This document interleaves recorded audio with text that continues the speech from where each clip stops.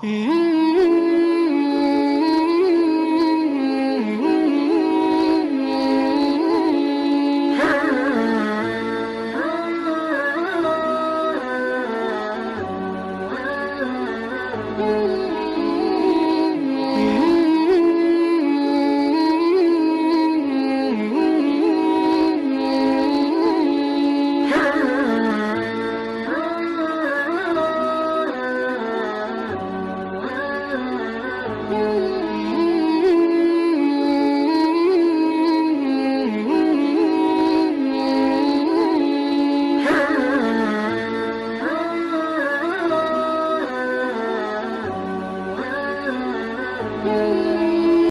kita masuk dengan melangkahkan kaki kanan kita dan mengucapkan bismillah.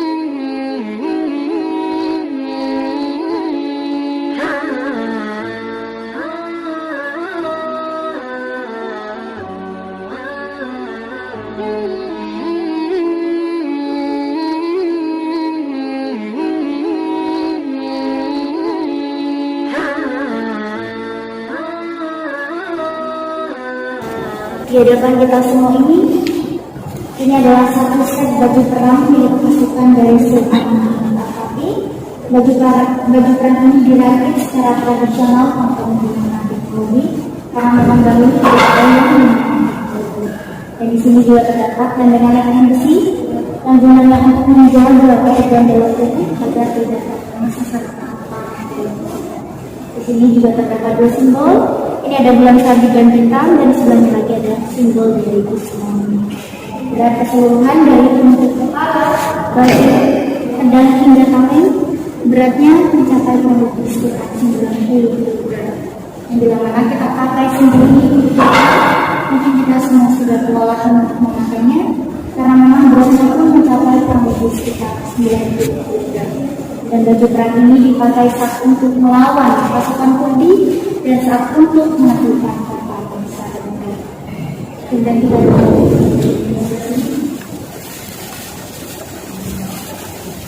di hadapan kita semua ini adalah kain miswar yang berwarna hitam yang letaknya berada di atas batu Hajar Aswad. Di bawah sini terdapat lubang, di lubang inilah diletakkannya batu Hajar Aswad. Dan di sini juga sudah ada tahunnya, yaitu tahun 1435 Hijriah. Dan di dalam takbir ini terbuat dari serat perak yang disepuh dengan emas, bukan emas murni, tetapi serat perak yang disepuh dengan emas. Monggo jika hadirin sebelumnya, boleh juga video. Saudara membaca perbulan berapa ini semua hajat kita, semua keinginan dari kita, saudara berikut. Dan kain kiswah ini bergantian di tahun 2013.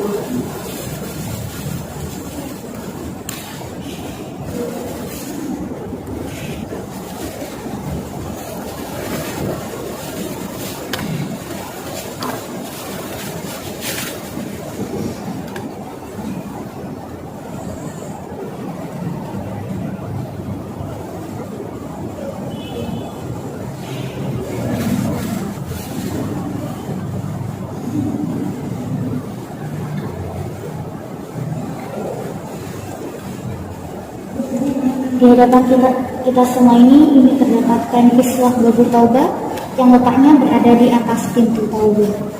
Kain kiswah ini terbuat dari serat perak dan juga tembaga. Bahkan untuk menyelesaikan satu kain kiswah ini membutuhkan waktu yang cukup lama, yaitu sekitar 7 tahun namanya.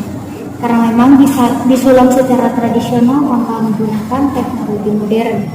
Karena memang dahulu tidak ada yang namanya teknologi modern. Dan kain kiswah ini sudah ada pada saat tahun 1235 Hijriah, atau usianya sudah mencapai kurang lebih sekitar 207 tahun yang lalu. Dan ini merupakan simbol dari Utsmaniyah, seperti halnya dengan baju perang yang sudah saya jelaskan tadi, dan sesuai dengan sabda Rasulullah SAW yang berbunyi, "Man yarani qabli wajabat lahu syafaati." Dan kata Rasulullah, barang siapa yang berziarah kepadaku, maka mereka wajib untuk mendapatkan syafaatku. Semoga dengan hadirnya kita semua di sini, semoga kita semua bisa mendapatkan syafaat dari Rasulullah SAW dan bisa diampunilah semua dosa-dosa. Amin ya rabbal alamin. Monggo jika ingin menutupnya.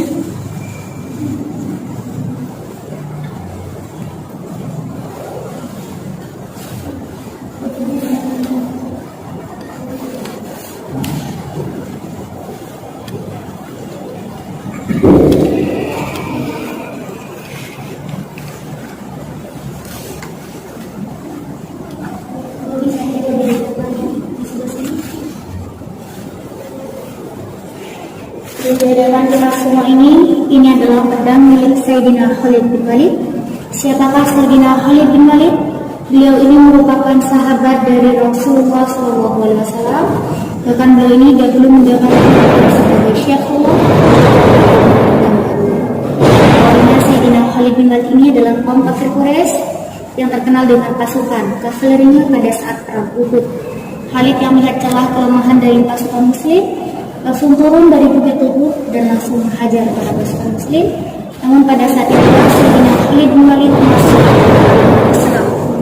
Semua sahabat bahagia karena beliau ini berhasil memimpin perang dan menaklukkan kaum kafir Quraisy pada saat itu. Dan berat keseluruhan pedang milik Sayyidina Khalid bin Walid ini mencapai kurang lebih sekitar 20 kg. Riwayat ketika Sayyidina sedang menunggangi kuda, kakinya pun masih terseret-seret ke tanah. Jadi bisa dibayangkan betapa tingginya, betapa gagahnya postur tubuh dari Sayyidina Khalid bin Walid. Semoga kita melihat pedang milik Sayyidina Khalid bin Walid, kelak anak cucu kita, keturunan dari kita, menjadi pejuang-pejuang Islam Sayyidina Khalid bin Walid. Kemudian kita berlanjut dengan yang di sana.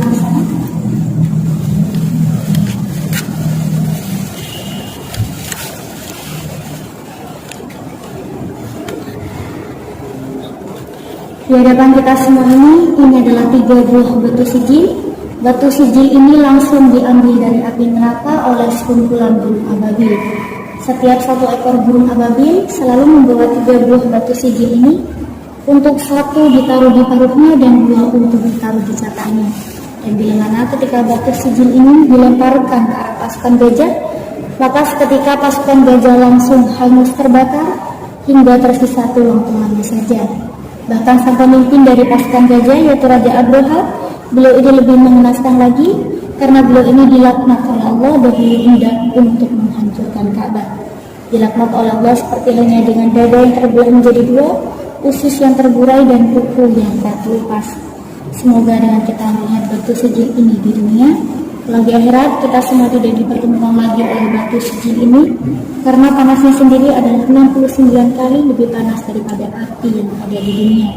Semoga dengan hadirnya kita semua di sini, kalau kita semua bisa diwafatkan dalam keadaan husnul khatimah dan bisa dimasukkan ke dalam surga Allah. Amin. Dan kita berlanjut di sini. Dan di hadapan kita semua ini adalah batu meteorit. Batu meteorit ini sama halnya dengan batu dinding Ka'bah yang sudah saya jelaskan tadi. Namun ini hanyalah bongkahannya saja. Namun mengapa batu meteorit ini tidak dijadikan seperti dinding Ka'bah? Karena memang dahulu saat jatuh dari luar angkasa, jatuhnya bukanlah di sekitaran Ka'bah, melainkan terpental jauh yaitu di Jabal Mahnet. Di manakah Jabal Mahnet itu? Jabal Mahnet itu terletak di Madinah.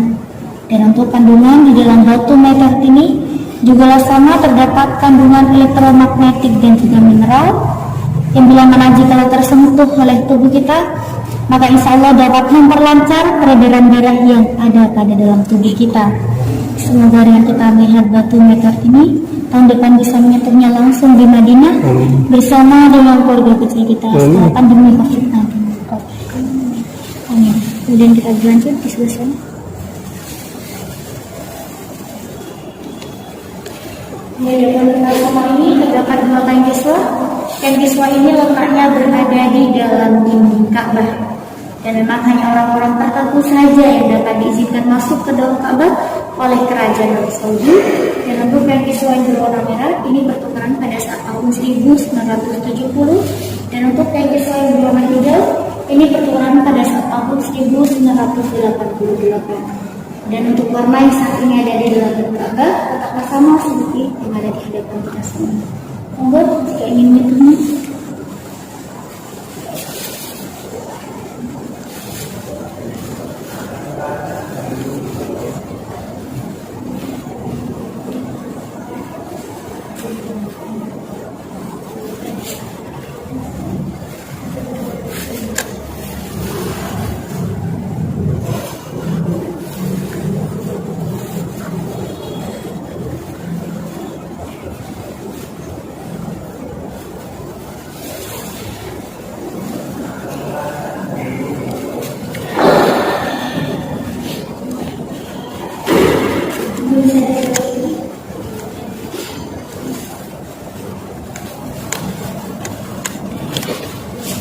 Di hadapan kita semua ini adalah karpet permadani Raudhah yang maknanya adalah taman dari surga.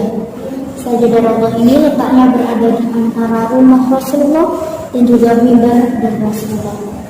Dan menurut riwayat, siapapun yang berdoa di atas sajadah Raudhah, insya Allah semua hajatnya, semua keinginan-keinginannya insya Allah dapat dijawab oleh Allah. Untuk para hadirin boleh kami persilakan untuk menyentuhnya, namun tidak diizinkan untuk menaikinya. Maka bisa untuk langsung disentuh sambil berdoa kepada Allah. Doakan semua hajat kita, doakan semua keinginan dari kita, insya Allah ditempatkan penuh dengan berkah ini. Semua hajat kita, semua doa-doa kita dapat dijawab kepada Allah. Doakan juga orang tua kita agar mereka bisa diberikan umur yang panjang serta diberikan rezeki yang penuh dengan barokah. Doakan juga anak keturunan kita agar mereka nantinya bisa dijadikan sebagai anak yang saleh dan saleh.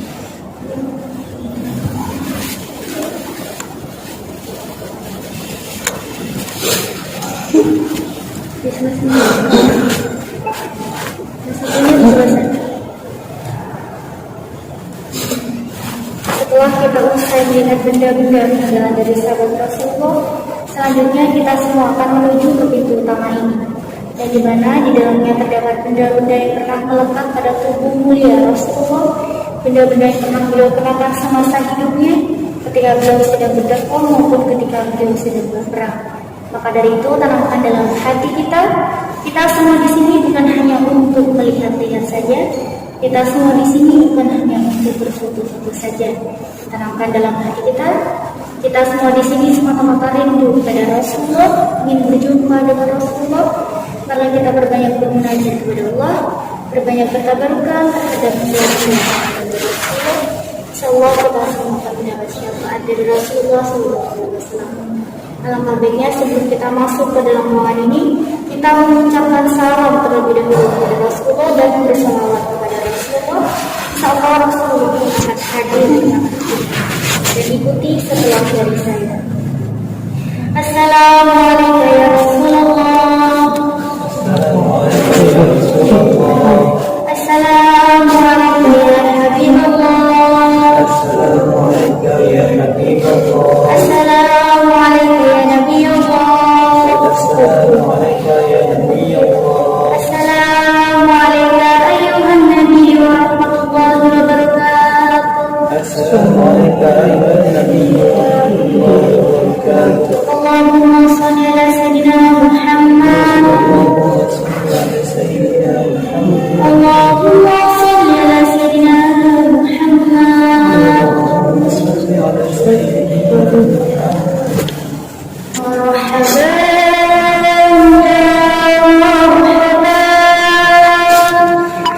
مرحبا يا رسول الله. مرحبا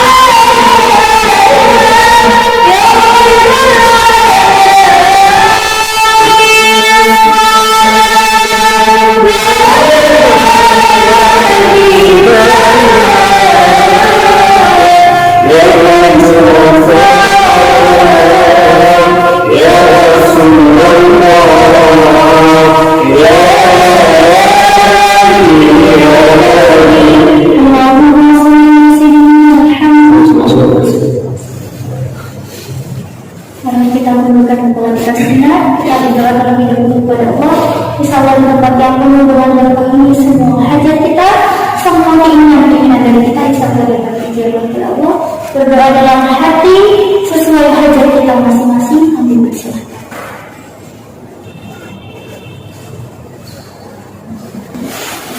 Selanjutnya saya akan menjelaskan sedikit mengenai beberapa dalam yang berasal dimulai dari penjelasan penjelasan.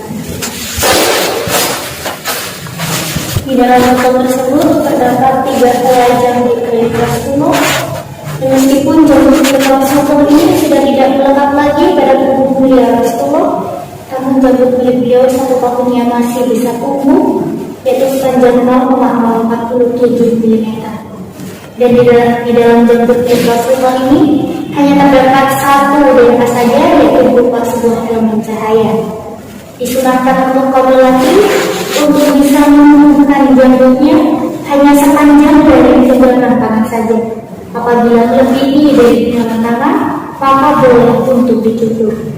Kemudian dengan batu di sini. Di depan kita semua ini adalah kain surban milik Rasulullah. Kain surban inilah yang mengusap keringat Rasulullah. Kain surban inilah yang mengusap darah Rasulullah. Bahkan kain surban inilah yang menjadi saksi bahwasanya dahulu Rasulullah pun pernah difitnahkan, Rasulullah pernah diludahi, bahkan dahulu Rasulullah pun pernah dilempari dengan bebatuan hingga mengenai dahinya dan bercucuran darah ketika beliau sedang berdakwah ke kota ini. Panjang dari kain surban milik Rasulullah adalah sepanjang 5 hasta, dan untuk warna dari kain surban milik Rasulullah terbuat dari serat pohon kurma. Dahulu warnanya adalah berwarna hijau, mungkin karena usianya sudah di bawah tahun jadi muda menjadi sedikit kecoklatan. Dan untuk kain surban yang berwarna putih ini terbuat dari pohon siprus. Dari zaman Rasulullah sampai saat ini pun pohon siprus tersebut masih ada, yaitu terletak di negara Yaman. Semoga dengan kita melihat surga milik Rasulullah, kelak di surganya Allah kita semua bisa dibertemu langsung dengan Rasulullah SAW. Dan semoga dengan hadirnya kita semua di sini, semoga termasuk berziarah ke makam Rasulullah.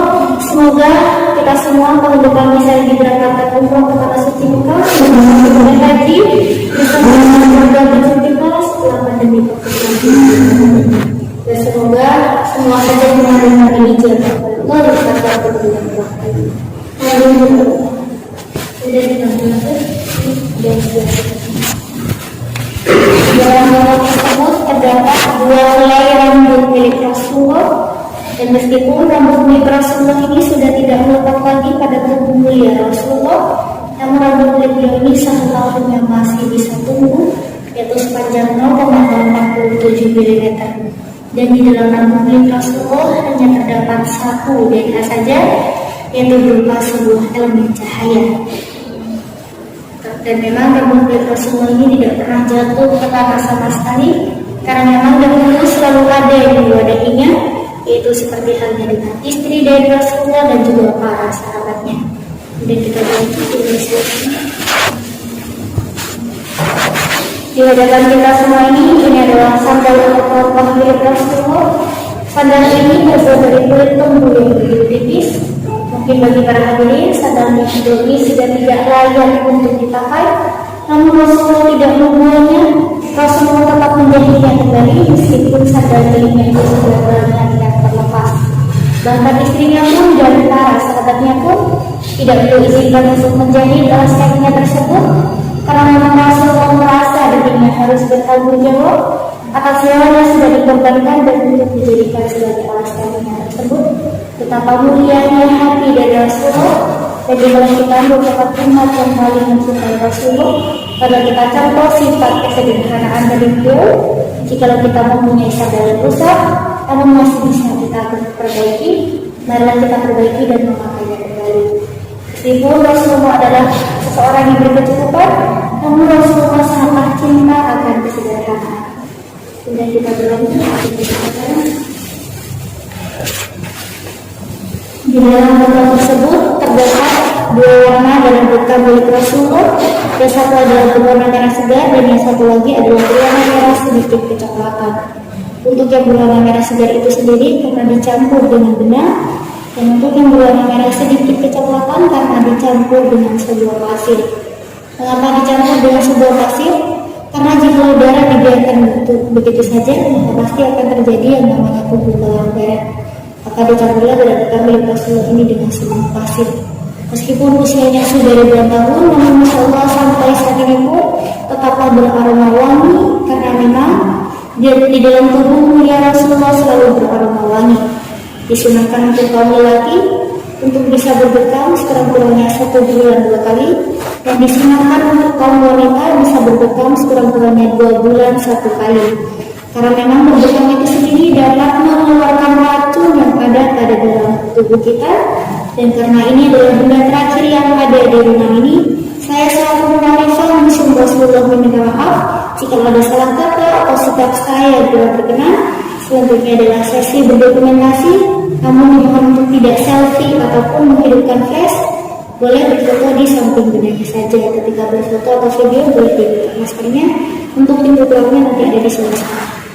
Sekian dari saya. Wassalamualaikum warahmatullahi wabarakatuh.